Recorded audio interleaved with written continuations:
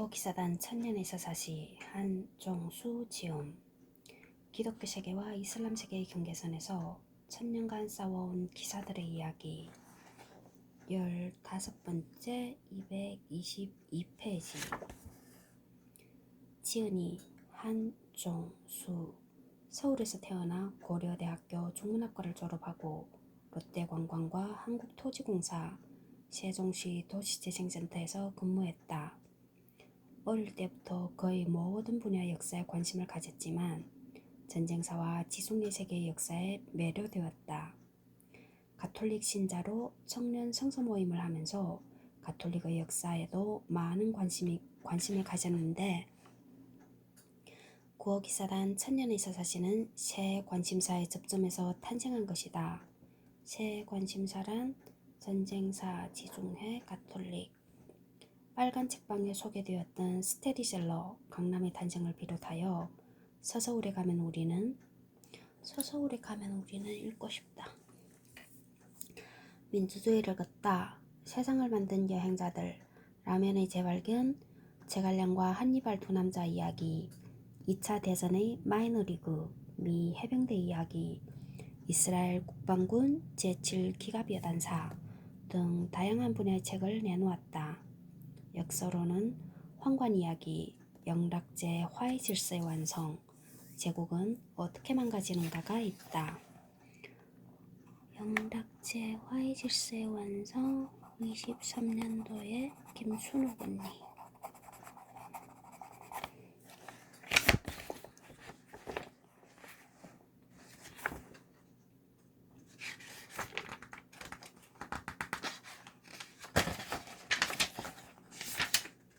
고기사단 연표 581페이지. 1470년 베네치아령 에우보아 섬 방어전 참가. 1480년 로도스 방어전에서 승리. 1482년 오스만 왕자 제임의 망명. 1502년 8월 29일 해상 십자군과 함께 레프카다 섬 함락. 1507년 맘루크의 보물선 약탈. 1510년 유무르 탄력 전투에서 승리. 1511년 8월 맘루크 해군 재건을 위한 자재를 탈취. 1516년 맘루크의 대포와 탄약을 지원. 1522년 7월 로도스 대포 유전. 1523년 1월 1일 로도스에서 철수 크레테로 이동. 1523년 4월 메시나로 이동. 1523년 질라당 총장 콘클라베 허위 대상 업무 수행. 1523년 제노바와 니스에 잠시 머문. 리얼미엄인가?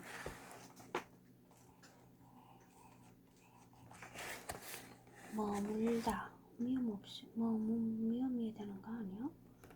1530년 10월 26일 릴라당 총장 멀타 상륙. 1532년 9월 그리스 원정 모돈의 함락. 1535년 6월부터 7월까지 튜니스 공작전 참가. 함락에 큰 공을 세움. 1538년 9월 28일 프리베자 해전 참가. 1540년 5월 7일 헨리 8세 영국 지부 해전 명령서에 서명. 1541년 10월 알제르 공작전 참가. 1550년 마디아 공작전 참가. 1551년 7월부터 8월까지 고초섬 약탈 트리폴리 함락됨. 1552년 조아라 공작전. 1557년 로도스 침공 실패. 1560년 제르바섬 공작전. 1564년 바디스 공략 메카 성지순 내선 납포. 1565년 몰타 대포 유전 시작. 1565년 6월 2일 투르굿 몰타 도착.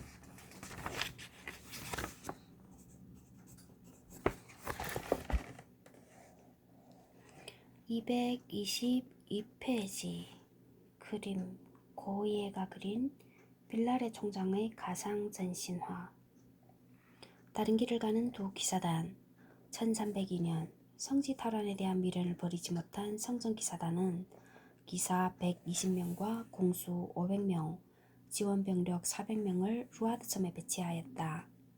성전기사단이 몽골군의 공격이 시작되면 이에 호응할 생각이었는데 맘루크군은 과감하게 함대까지 동원하여 섬을 포위했고 결국 굶주림과 갈증을 이기지 못하고 성전기사단은 항복했지만 거의 학살당하고 말았다. 해설 222페이지 2차 세계대전 후 유대인들은 키프로스 섬을 기반으로 병사들을 훈련시킨 다음 팔레스타인으로 보내 아랍 국가들과의 첫 전쟁을 승리로 이끌고 지금의 이스라엘을 건국한다. 성전기사단과는 대조적이라 할 수 있을 것이다. 설상가상으로 이란국의 몽골인들이 이슬람으로 대거 개종하면서 연합의 가능성은 완전히 사라지고 말았다. 더구나 시간이 흘러가면서 키프로스 체류 자체도 문제가 되기 시작하였다. 조직과 재력이 있는 데다가 교황 외에는 아무에게도 책임을 지지 않는 그들의 특권 때문에 앙리 2세는 점차 체류 기간이 길어지는 두 기사단이 부담스러웠다. 결국 사단이 나고 말았다.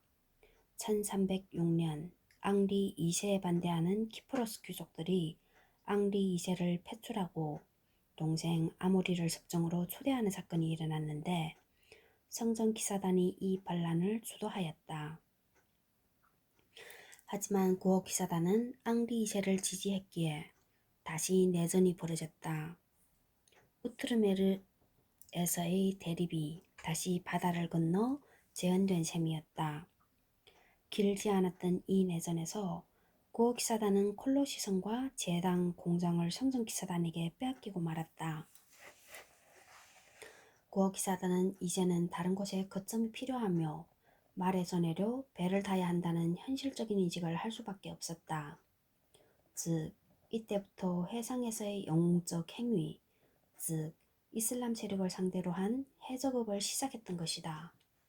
해상에서의 영웅적 행위, 즉 이슬람 세력을 상대로 한 해적업.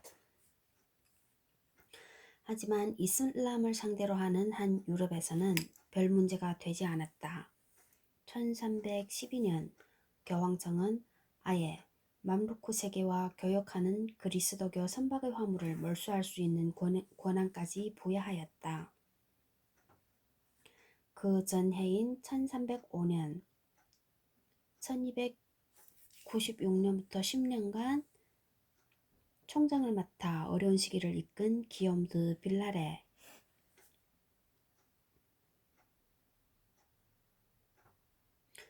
세상을 떠나고 그의 조카인 폴크 드 빌라레가 25대 총장으로 선출되었다. 1299년 기사단의 해군사령관으로 시작하여 군사령관, 부총장을 거쳐 드디어 정상에 오른 그는 구어기사단 천년사의 가장 논쟁적인 인물이라 할 수 있다. 폴크드 빌라레가 기사단은 지난 200년 동안 총장이 주도하기는 해도 이사회의 합의를 통해 운영해왔다.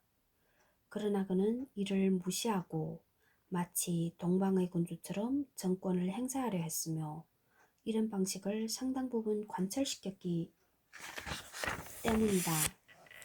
하지만 당시에는 이런 독재적 리더십이 필요한 시기였고 더구나 그의 해군사령관 경력이 로도스 시대의 개막에 큰 도움이 되었다는 것은 부인할 수 없는 사실이다.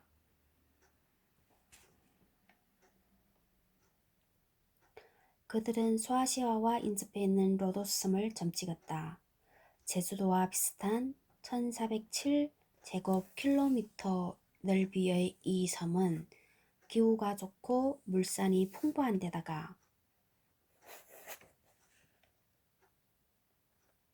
유럽과 성지를 연결하는 좋은 위치에 있었다. 이 섬은 동로마 제국이 형식상으로는 지배하고 있었지만 제국의 쇠퇴와 이슬람 해적의 준동으로 통치력은 크게 이완되어 있었다. 섬의 일부는 투르크 계열의 이슬람 해적들이 지배하고 있을 정도였다. 기사단은 일단 자신들의 장기인 병원 설립을 추진했고 동로마 황제 역시 이를 받아들이지 않을 수 없었다. 이런 식으로 거점을 마련했지만 섬을 차지한다는 것은 쉬운 일이 아니었다. 때마침 좋은 기회가 찾아왔다. 키프로스 내전이 시작된 1306년 제노바의 상인 겸 해적인 비뇰로 대 비뇰리가 빌랄의 총장을 찾아와 로도스섬을 같이 공격해 차지하자고 제안하였다. 그는 동로마 황제에게 코스섬과 레로스섬을 빌리는 데 성공했는데 더 큰 로도스섬을 차지하여 작은 왕국을 만들 꿈을 꾸고 있었던 것이다. 하지만 혼자 힘으로는 부족하여 고기사단을 찾아온 것이었다. 사실 4차 십자군이 콘스탄티노플을 함락시켰을 때 제노바가 잠시 이 섬을 차지한 바 있었다. 빌랄의 총장은 섬에서 나오는 수입의 3분의 1을 비뇰리에게 주는 조건으로 연합에 합의하였다. 그리고 그의 륙을 그는 4척의 갤러리선에 35명의 기사와 500명의 보병 그리고 약간의 투르코폴리를 태워 로도스로 향하였다. 이때 뜨내기 십자군도 참가했지만 정확한 숫자는 알 길이 없다. 기사단이 시작한 본격적인 첫 해상 원정이었고 시대가 바뀌었다는 상징적 행동이기도 하였다. 그들은 도중에 비뇰리의 갤리선 2척과 합류하여 로도스에 상륙하였다. 콘스탄티노플에게는 이슬람 해적들을 퇴치하기 위해서는 명분을 내세우기는 하였다. 하지만 11월이 돼서야 중요하긴 하지만 필레모라는 성체 하나를 손에 넣었을 정도로 그들의 정복은 순탄하지 않았다. 이 성조차도 현지인 간첩의 도움으로 기사들이 양가죽을 뒤집어쓰고 양떼에 섞여 성 안으로 잠입하는 트로이 목마 식검수를 써야 함락시킬 수 있었던 것이다. 하지만 퇴로가 없는 기사단은 모든 힘을 투입했고 싸움은 길어졌다. 교황 클레멘스 5세는 필레모를 차지했다는 소식을 듣자 로도스 섬이 기사단의 땅이라는 것을 공인해 주었다. 여기서 새 교황 클레멘스 5세에 대해 알아보아야 할 것이다. 보니파키우스 8세가 1303년에 그 후계자 베네딕토 11세가 1304년에 차례로 세상을 떠나고 프랑스인인 클레멘스 5세가 1305년 11월에 즉위하였다. 그는 다시 십자군을 조직하려 했고 그러기 위해서는 당연히 프랑스 왕의 협조가 절실하였다.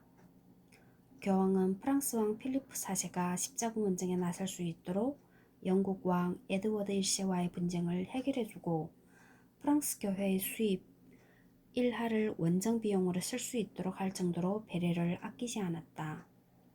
그 결과 1305년 12월 필리프 4세로부터 십자군 원정에 나서겠다는 약속을 받아냈지만 한 가지 조건이 따랐다. 바로 할아버지인 성왕 루이가 추진하다 실패했던 고기사단과 성전기사단의 통합이었다. 그 통합기사단은 필리프 4세가 4세나 그의 왕자가 지휘할 예정이었다. 하지만 그의 진정한 의도는 성지회복이 아니었다. 통합기사단을 포함한 원정군을 지휘하여 동로마 제국을 정복하려 한 것이 플랜 A였고 그것이 이루어지지 않는다면 성전기사단을 해산시켜 그들의 재산을 모조리 가로채려는 것이 플랜 B였던 것이다. 당시는 서서히 민족국가가 형성되어 가던 시기였고 국가 내의 국가인 기사단들이 국왕들에게는 눈의 가시 같은 존재가 되어가고 있었던 시대, 상황도 이런 음모를 가능하게 해주었다. 이런 흑심을 모르고 있던 클레멘스 5세는 두 기사단의 통합을 찬성하였다. 그리고 1306년 6월 푸아티에에서 열릴 공식 회견에 두 총장을 소환했지만 로도스 공략에 몰두하고 있던 빌랄의 총장은 오지 못하고 몰래 총장만 참석하였다.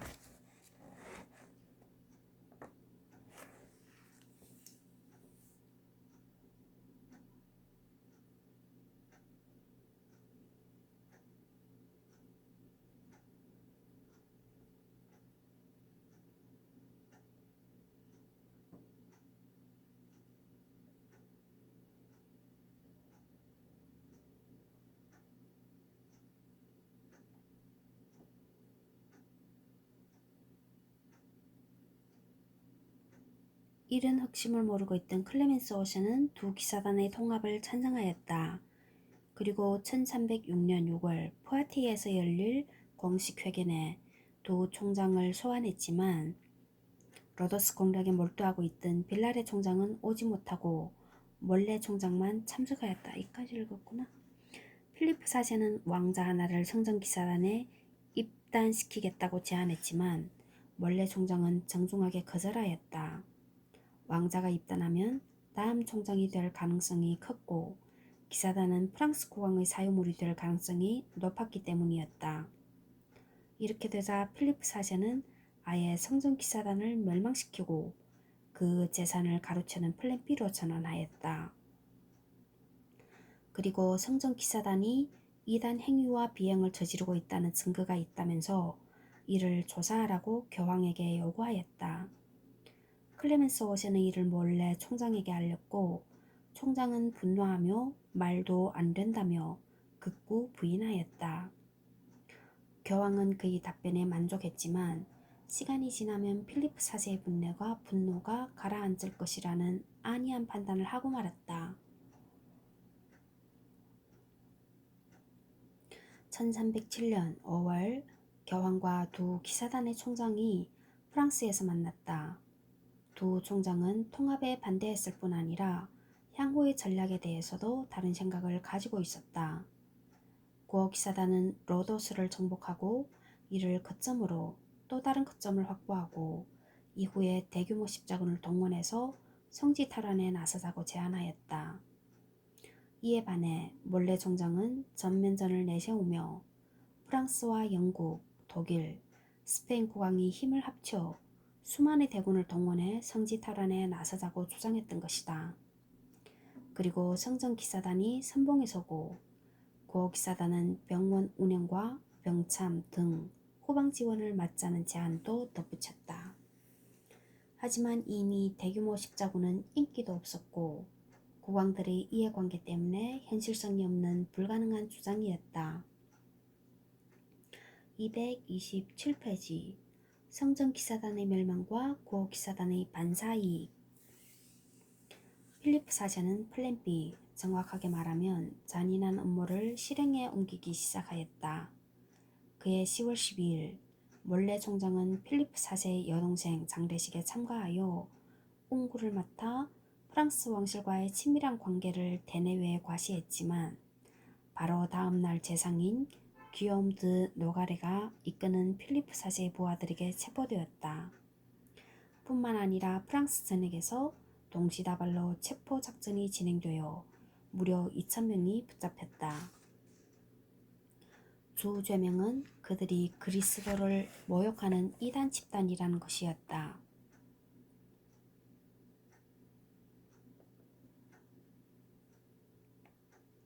일주일 후에 종교재판소의 신문이 시작되었다.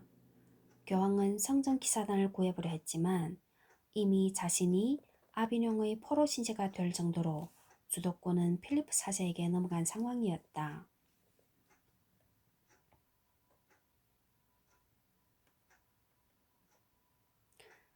시간은 끌 수 있었지만 최종적인 결과는 바뀔 수 없었다.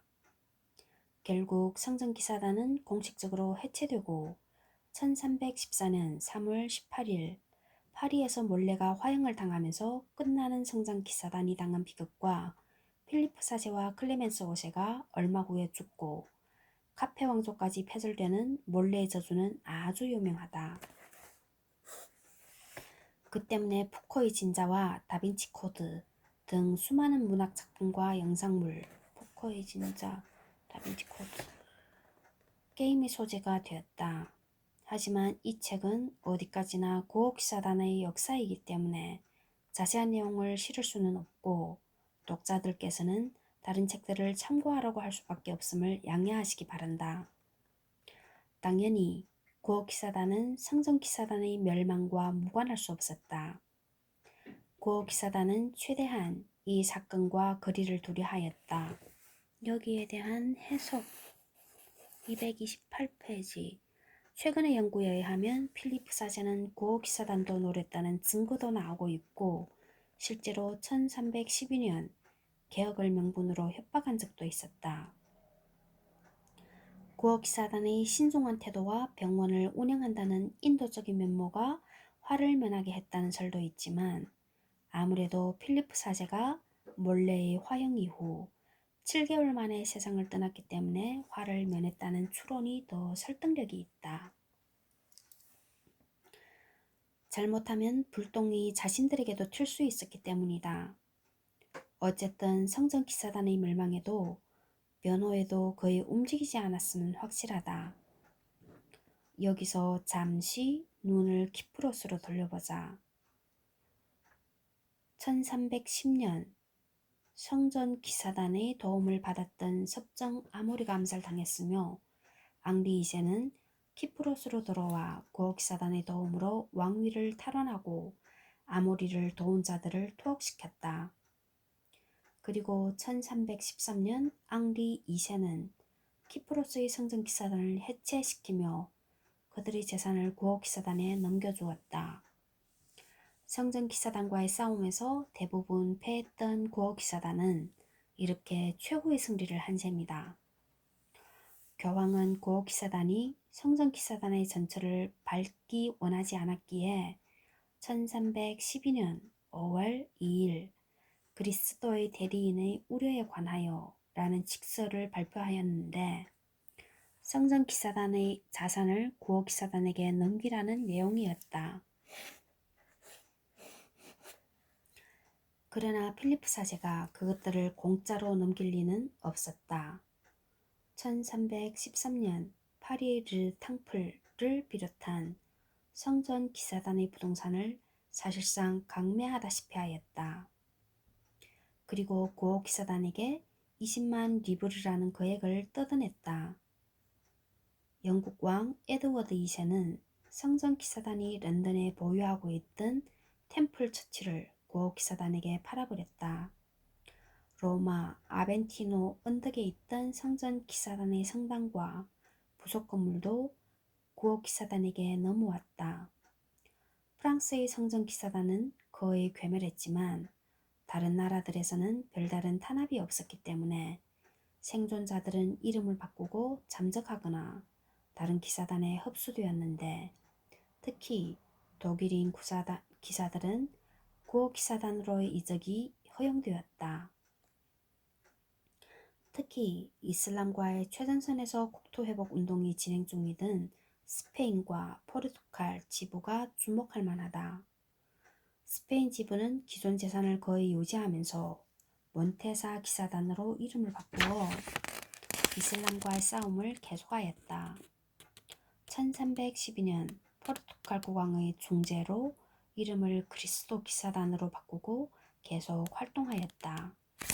항해 왕자 엔히크를 비롯한 왕족들이 총장을 맡고 바스쿠다 가마 같은 위대한 탐험가들이 단원이 되어 대항해 시대를 열며 포르투갈의 전성기를 여는 데 큰 역할을 한다.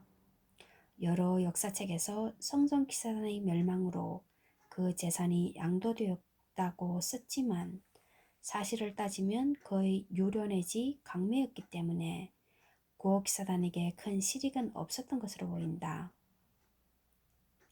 하지만 성전기사단의 멸망은 그들에게 당장은 아니지만 상당한 이익을 가져다 주었다. 이제 오리엔트에서 십자군은 구어기사단밖에 남지 않았기에 여전히 십자군의 기상을 품고 있는 지원자들과 기부금이 구어기사단에게 집중될 수밖에 없게 되었기 때문이다. 로더스 시대가 시작되다. 230페이지. 빌라레 총장은 로더스 공략이 쉽게 진행되지 않자 뻔뻔스럽게도 콘스탄티노플에 사자를 보내어 돈과 군사 지원을 대가로 섬을 넘겨달라는 제안을 했지만 이른 지하에 거절당했다. 하지만 교황청을 비롯한 서유럽의 지원은 약속받았다. 대규모 십자군에는 관심이 없던 그들에게도 키프로스 외에 거점이 하나 더 생기는 것은 바람직한 일이었기 때문이다. 1308년에는 피렌체의 은행으로부터 거액의 용자를 받아 많은 용병을 모집하여 로도스시를 포위하기에 이르렀다. 공성전은 오래 지속되었다. 아마 기사단은 수성전에는 익숙해도 공성전은 낯설었기 때문일 것이다. 동로마 황제는 구원병을 보냈지만 불운하게도 폭풍을 만나 키프로스로 밀려나고 말았다. 그런데 그들에게는 안 된 일이지만 그동안 불운했던 기사단 입장에서는 행운이 계속되었다. 하필이면 그들이 표류한 곳은 고기사단과 우호적인 키프로스 귀족의 영지였던 것이다. 대장은 포로가 되어 고기사단에게 인계되었고 그는 회유에 넘어가고 말았다. 그는 로도스시에 들어가 항복을 권유하는 요색의 역할까지 하였고 동로마군은 바로 항복하지는 않았지만 사기가 크게 떨어졌다. 결국 1309년 필설에 의하면 1310년 8월 15일 수비대는 항복하고 다음 해까지 기사단은 로도스 전역을 장악하는 데 성공하였다.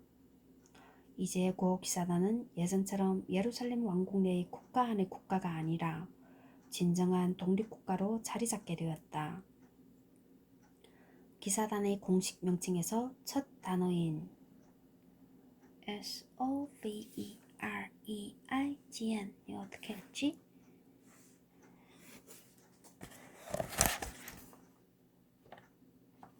찾아봐야 되겠다.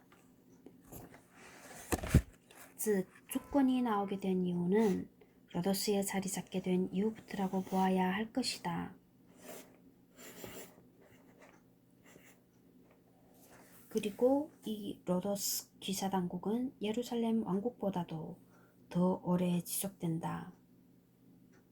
이렇게 되자 동로마 제국 황제도 현실을 인정하지 않을 수 없었다.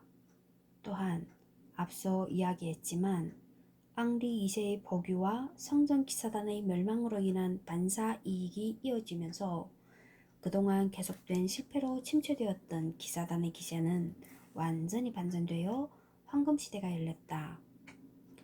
빌라레 총장은 로도스 정복에 성공하자 바로 본부를 옮겼고 거대한 병원을 비롯한 대대적인 건축 공사를 시작하였다. 1310년까지 본부의 이전이 완료되었는데 여기에 필요한 자금은 그동안 사이가 나빴던 베네치아로부터 융자를 받기까지 하였다. 아마 베네치아도 로도스를 차지한 기사단과의 관계를 회복시킬 필요가 있었기 때문일 것이다. 여기에 대한 해석.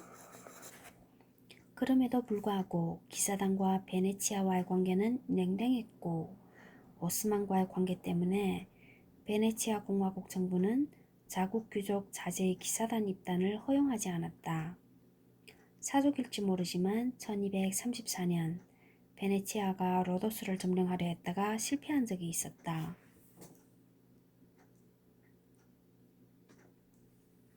기사단은 로도스로만 만족하지 않고 북으로는 레로스 섬과 코스 섬, 남으로는 카스텔로리조 섬까지 차지하며 도데카니사 제도의 대부분을 장악했을 뿐 아니라 소아시아 서남해안에도 거점을 마련하는 데 성공하였다.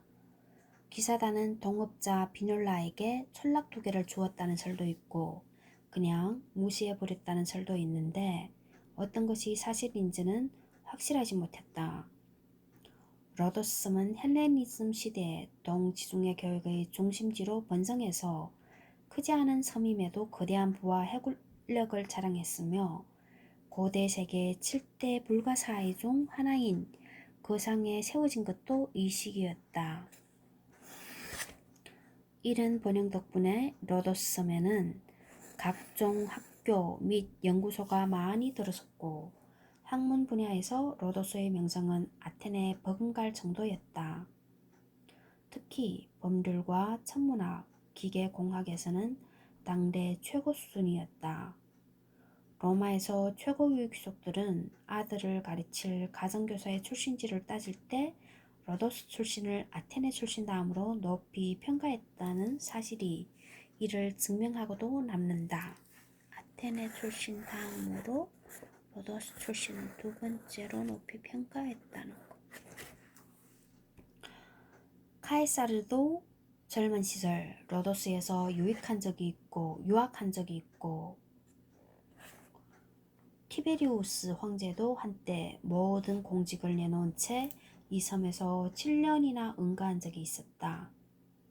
참고로 고대의 컴퓨터라 불리는 안티키테라 기계도 로도스에서 제작된 것으로 유력하게 추정될 정도이다. 이 로도스 섬에 한번 가봐야 되겠네.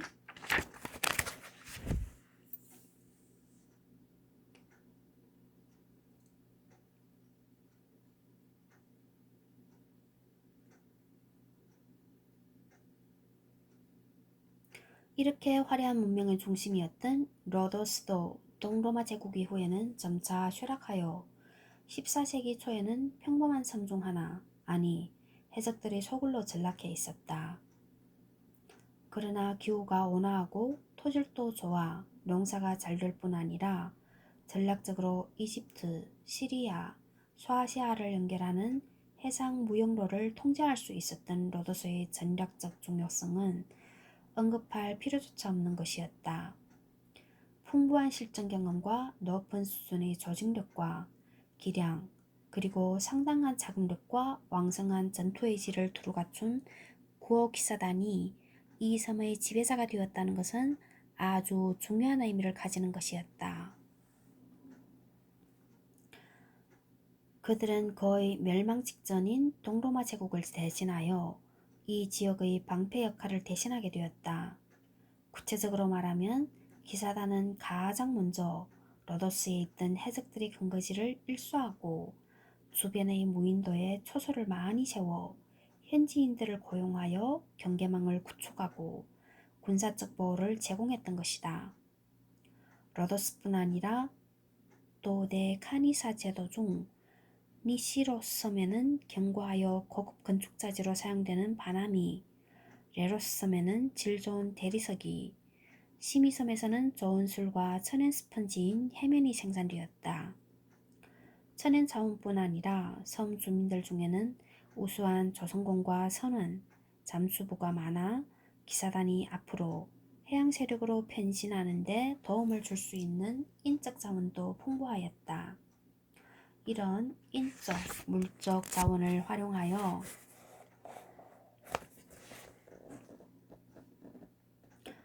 기사단은 로도스를 무역 중개지이자 성지 순례객들의 중간 기착지로 만들었고 병원도 크게 넓혔다. 로도스를 무역 중개지이자 성지 순례객들의 중간 기착지로 만들었고 병원도 크게 넓혔다. 주민들도 이 병원의 혜택을 받았으면 물론이다. 이 과정에서 얻은 뜨꼬물이 만만치 않았고 여기서 얻은 수익으로 자신들의 함대를 확충하였다.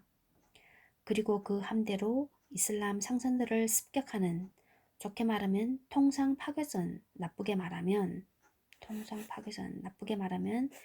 해적업을 본격적으로 전개하였다. 놀랍게도 이 해적업은 400년 가까이 이어지는데 그 이야기는 앞으로 천천히 다루도록 하겠다.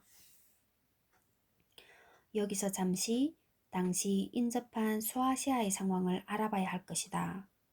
소아시아의 패권자였던 룸 술탄국은 13세기 중반에 몽골군의 공격을 받고 점점 세가 약해지더니 1307년에 멸망하고 말았다. 그 영토에는 에미르들이 작은 토호국을 만들어 서로 치고받고 있었다. 이런 상황은 기사단에게 아주 바람직스러운 것이었지만 그렇게 오래가지 않았다. 앞으로 무려 400년 가까이 싸우게 될 운명의 상대 오스만이 부상하기 시작했기 때문이다. 어쨌든 기사단이 로도스 섬에 자리 잡은 직후의 상황은 좋았고 1312년 기사단의 함대는 아모르고스 섬 부근에서 투르크인의 선단을 공격하여 그들을 거의 포로로 잡았다. 이렇게 기사단의 본격적인 해적업 전환은 성공적으로 시작되었다. 그런데 호사다마라더니 잘 나가던 기사단에 엄청난 사건이 벌어지고 말았다. 기사단 200년 역사에서 첫 쿠데타가 일어난 것이다. 1317년 기사단 이사회에서 빌라레가 그에게 공금을 임의로 전용해서 사용했음이 밝혀졌지만 빌라레는 마치 전제군주처럼 아무런 책임도 지지 않으려 했고 죄책감도 느끼지 않았다. 격분한 이사들과 기사단의 종진들은 그를 암살할 계획까지 세우고 실행하기 직전에 이르렀다. 하지만 누군가가 빌라레에게 이 사실을 알려주었고 그는 급히 로도스 섬 동쪽에 있는 린도스 성으로 피신하였다. 기사들은 빈틈없이 성을 포위하고 군수장관인 모리스 드 파냑을 새 총장으로 선출하여 쿠데타를 공식화하기에 이른다. 하지만 형제들과 피를 흘릴 수 없다는 의견이 지배적이어서 양쪽은 아비뇽에 있는 요한 22세에게 중재를 청하기로 합의하였다. 교황은 쿠데타로 집권한 파넥을 총장으로 인정할 수 없었지만 그렇다고 완전히 민심을 잃은 빌라레를 총장으로 그냥 둘 수도 없었다. 1319년 교황은 파넥의 취임을 무효화하는 동시에 빌라레도 자리에서 물러나도록 하였다. 그리고 자신과의 신뢰가 두터운 프로방스 지부장 엘리온 드 빌레부에게 새 총장을 맡겼다.